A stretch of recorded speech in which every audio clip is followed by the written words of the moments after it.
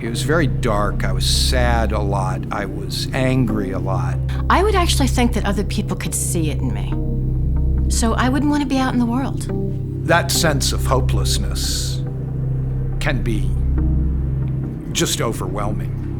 It feels like I'm waking up in the morning and there's this huge boulder in my bedroom, and my job is to push that boulder up a hill all day long. That's what it feels like. And at night, that boulder rolls back down, rests at my bed, and it's waiting there for me in the morning. And I remember thinking, why do I feel this way? Why can't I be happier?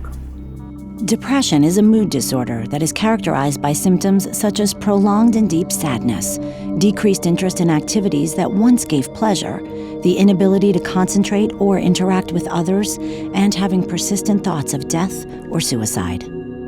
Depression is a disease. It's not a choice. It's not something one can fix by just snapping out of it, and it can affect anyone at any time. About 1 in 10 people will experience a depressive disorder in their lifetime. The rate goes up for women, who experience depression twice as often as men. We could really say that depression is an illness that feeds upon itself, so that if you do have one episode, you have perhaps a 50-50 chance of having a second. Having a second episode increases that risk still further to 70, 80%. We can break the factors involved in depression down into two major groups: genetics and environment. Aside from depression running in the family, environmental factors that can cause or contribute to depression include traumatic experience, pain or chronic disease, anxiety, stress, or major life changes. I had some significant things happen that led up to it. My mother passed away. I changed my job.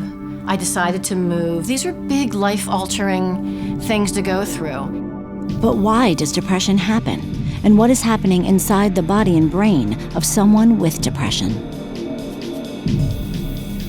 Depression almost has a neurotoxic-like effect to the brain. At least 2/3 of the patients who have major depressive disorder end up having elevated levels of circulating stress hormones.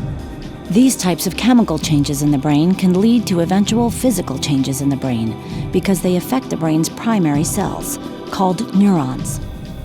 Neurons are the main cells in the brain that allow you to see, move, remember, learn, and essentially are responsible for all information transfer in the brain and all information storage in the brain.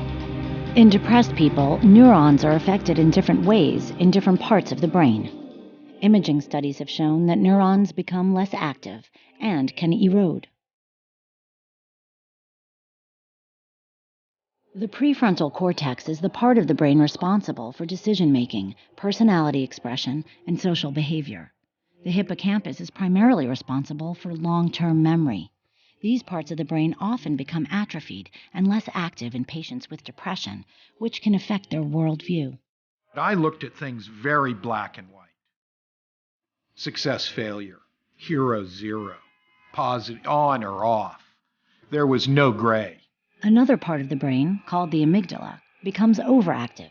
This is the part of the brain that controls emotional reactions. I personalized everything in my life. Any little mishap or problem or situation. If something went wrong, I absolutely believed it defined me. Depression can also affect other parts of the body. It has been linked to heart disease, fibromyalgia, diabetes, irritable bowel syndrome, stroke, and cancer. People with depression are more susceptible to substance abuse. And people with pre-existing medical conditions who are depressed are less likely to take their medication and maintain a health regimen. But there is hope.